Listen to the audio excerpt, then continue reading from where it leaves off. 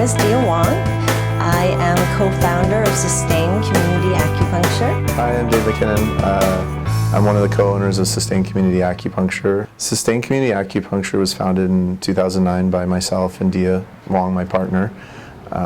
We started with the goal of making acupuncture affordable and accessible to the community. We felt that if we created a space for the community to be supported by Eastern medicine, then the community would support us. And so far, things are doing really well, and we're really interacting with a lot of people from the neighborhoods around us and really enjoying the practice.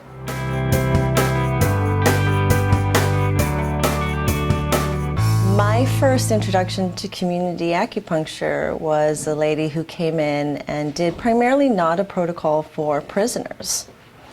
And she said it helped keep the prisoner population calmer, more stable. And she talked about community acupuncture as being very positive as a way of bringing acupuncture to as many people as possible, especially the underserved populations without health insurance who cannot afford $70, $80 a week or more often per week for a session. And she also said that the field is changing.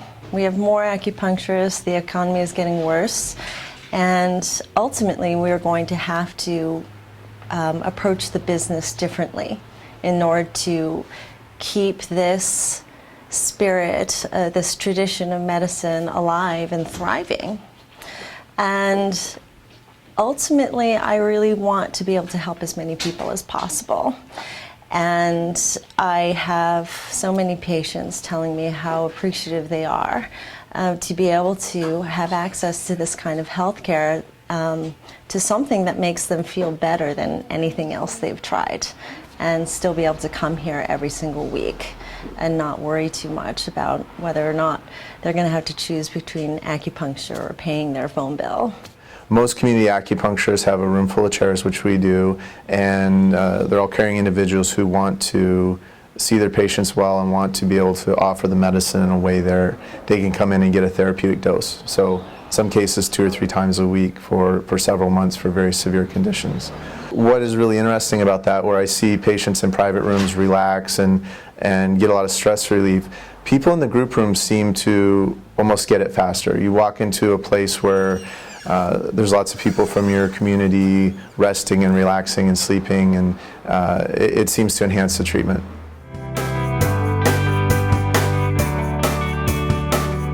That's one of the things that I liked when I first started to treat at PCOM, at the seniors clinic, was that here's some people who have been suffering with chronic injuries for 10, 20 years, and in as little as 15 minutes, suddenly they have some relief. You know, maybe it wasn't curative, but someone who's walking around at an 8 out of 10 in pain, all of a sudden they're at a 2 or 3 out of 10, they can go play with their grandkids, or they can go dancing or whatever it is they want to do that night. So. Believe it or not, I was still not quite sold into my own personal experience where I had chronic bronchitis for 3 years, and it actually was a condition that halted my career as a professional singer, was that I would get bronchitis every year.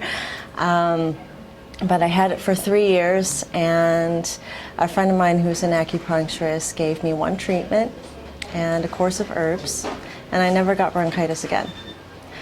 And so I think after all of that experience, I really wanted to be in a career that was truly meaningful and helpful, and something that before I used to make fun of people for doing or practicing, to being a complete believer.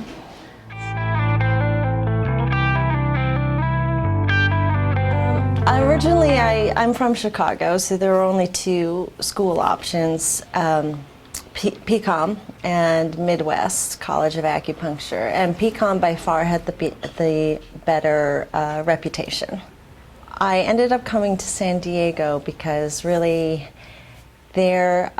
it's really hard to beat the quality of the faculty and the wealth of knowledge that PCOM in San Diego has to offer. The thing that I thought was really special about Pacific College was that there are a lot of really great instructors there, and I found one instructor, Steve Levitt, who I really enjoyed being on his clinic shift. he was very relaxed and easy about the medicine, and so it just became easy to interact and treat the patients. Upcoming this fall on PBS SoCal, check out Kathleen's Korean Kitchen. You'll learn how to make some delicious Korean food. She's a great lady, very funny, very entertaining. And I have a weekly spot featured on her show where I talk a little bit about the ingredients in the show and Asian nutrition. And so tune in to learn a little bit this fall on SoCal PBS.